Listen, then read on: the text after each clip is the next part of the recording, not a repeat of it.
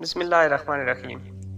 پیارے ناظرین، حضرت بی بی آمنہ فرماتی ہیں کہ جب آپ کی عمر مبارک 2 سال ہوئی تو ہم آپ کی برکات دیکھ چکے تھے اور ہماری آرزو تھی کہ اب کچھ اور مدت کے لیے ہمارے پاس رہیں۔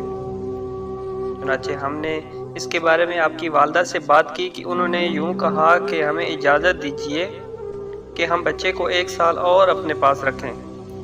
میں ڈرتی ہوں کہ کہیں مکہ کی بیماریاں ان پر اثر انداز نہ ہو جائیں۔ جب ہم نے ان سے بار بار کہا تو حضرت آمنہ رضی اللہ تعالی عنہ مان گئیں اور ہم ان کو پھر اپنے گھر لے آئے۔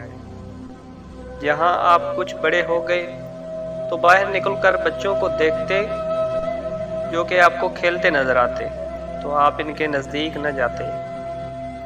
ایک روز آپ نے مجھ سے پوچھا کہ امی جان کیا بات ہے، دن میں میرے بھائی اور بہن نظر نہیں آتے؟ آپ اپنے دودھ شریک بہن اور بھائیوں کے بارے میں پوچھ رہے تھے۔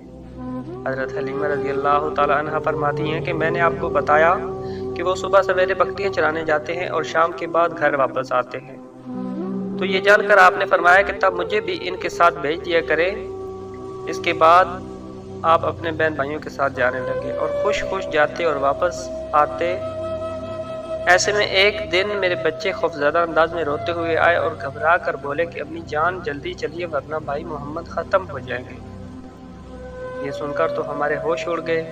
دوڑ کر وہاں پہنچے، ہم نے آپ کو دیکھا، آپ کھڑے ہوئے تھے، رنگ اڑا ہوا تھا، چہرے پر زردی چھائی ہوئی تھی، اور یہ اس لیے نہیں تھا کہ آپ کا سینہ مبارک چاک کیا گیا جس کی آپ کو کوئی تکلیف ہوئی ہو، بلکہ ان فرشتوں کو دیکھ کر آپ کی یہ حالت ہوئی تھی۔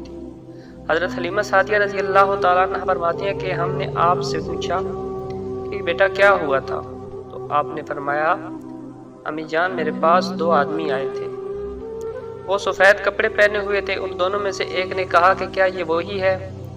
تو دوسرے نے جواب دیا ہاں یہ وہی ہے۔ پھر وہ دونوں میرے قریب آئے، مجھے پکڑا اور لٹا دیا۔ اس کے بعد انہوں نے میرا پیٹ چاک کیا اور اس میں سے کوئی چیز تلاش کرنے لگے۔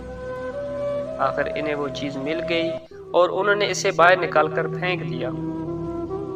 امی جان میں نہیں جانتا وہ کیا چیز تھی۔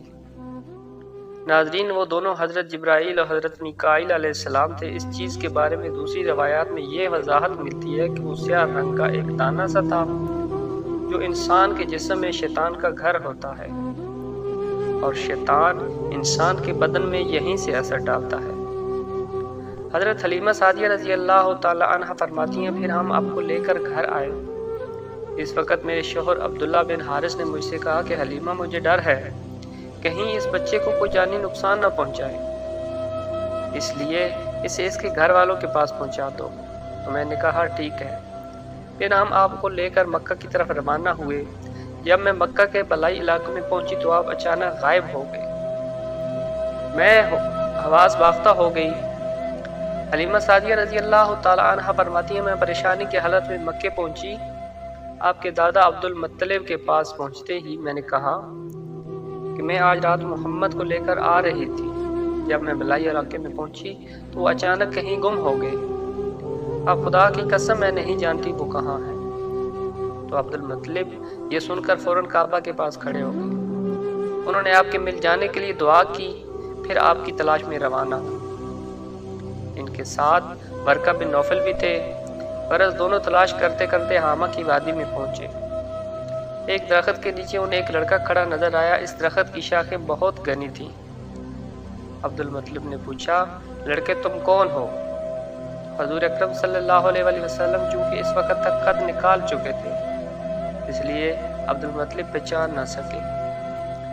آپ کا قد مبارک تیزی سے بڑھ رہا تھا، تو جواب میں آپ نے فرمایا کہ میں محمد بن عبداللہ بن مطلب ہوں۔ یہ سن کر عبد المطلب بولے تم پر میری جان قربان ہو، میں ہی تمہارا دادا عبد المطلب ہوں۔ پھر انہوں نے آپ کو اٹھا کر سینے سے لگایا اور رونے لگے۔ آپ کو گھوڑے پر اپنے آگے بٹھایا اور مکہ کی طرف چل کر انہوں نے بکریاں اور گائیں ذبح کی اور مکے والوں کی دعوت کی۔ آپ کے مل جانے کے بعد حضرت حلیمہ سعدیہ رضی اللہ تعالیٰ عنہ جب حضرت آمنہ کے پاس آئیں تو انہوں نے پوچھا کہ حلیمہ اب آپ بچے کو کیوں لے کر آئی ہیں؟ آپ کی تو خواہش تھی کہ ابھی آپ کے پاس اور رہیں۔ تو انہوں نے جواب دیا کہ اب آپ بڑے ہو گئے ہیں اور اللہ کی قسم میں اپنی ذمہ داری پوری کر چکی ہوں۔ میں خوف محسوس کرتی ہوں کہ کہیں انہیں کوئی جانی حادثہ نہ پیش آ جائے، لہٰذا انہیں آپ کے سپرد کرتی ہوں۔ حضرت آمنہ کو یہ جواب سن کر حیرت ہوئی اور بولی، مجھے سچ سچ بتاؤ ماجرا کیا ہے؟ تب انہوں نے سارا حال کہہ دیا۔ حضرت حلیمہ سعدیہ رضی اللہ تعالی عنہا دراصل کئی عجیب و غریب واقعات دیکھ چکی تھی۔ ان واقعات کی وجہ سے وہ بہت پریشان ہو گئی تھی۔ پھر سینہ مبارک چاک کیے جانے کا واقعہ پیش آیا تو وہ آپ کو فوری طور پر واپس کرنے پر مجبور ہو گئی۔ وہ چند واقعات حضرت حلیمہ سعدیہ رضی اللہ تعالیٰ عنہ اس طرح بیان کرتی ہے کہ ایک مرتبہ یہودیوں کی ایک جماعت میرے پاس سے گزری اور یہ لوگ آسمانی کتاب تورات کو ماننے کا دعویٰ کرتے تھے۔ میں نے ان سے کہا کہ آپ لوگ میرے اس بیٹے کے بارے میں کچھ بتا سکتے ہیں؟ ساتھ ہی میں نے حضور اکرم صلی اللہ علیہ وسلم کی پیدائش کے بارے میں انہیں تفصیلات سنائی۔ یہودی تفصیلات سن کر آپس میں کہنے لگے، اس بچے کو قتل کر دینا چاہیے۔ یہ کہہ کر انہوں نے پوچھا کہ یہ بچہ یتیم ہے؟ تو میں نے ان کی بات سن لی تھی، وہ ان کے قتل کا ارادہ کر رہے تھے، سو میں نے جلدی سے اپنے شوہر کی طرف اشارہ کرتے ہوئے کہا، نہیں، یہ رہے اس بچے کے باپ۔ تب انہوں نے کہا کہ اگرچہ یہ بچہ یتیم ہوتا تو ہم ضرور اسے قتل کر دیتے۔ یہ بات انہوں نے اس لیے کہی کہ انہوں نے پرانی کتابوں میں پڑھ رکھا تھا کہ ایک آخری زمانے میں نبی آئیں گے، ان کا دین سارے عالم میں پھیل جائے گا اور ہر طرف ان کا بول بالا ہوگا۔ ان کی پیدائش اور بچپن کی یہ علامات ہوگی کہ یہ وہ یتیم ہوں گے۔ اب چونکہ ان سے حلیمہ سعدیہ رضی اللہ تعالیٰ عنہ نے کہہ دیا تھا کہ یہ بچہ یتیم نہیں ہے، تو انہوں نے خیال کر لیا کہ یہ وہ بچہ نہیں ہے۔ اس طرح انہوں نے بچے کو قتل کرنے کا ارادہ ترک کر دیا۔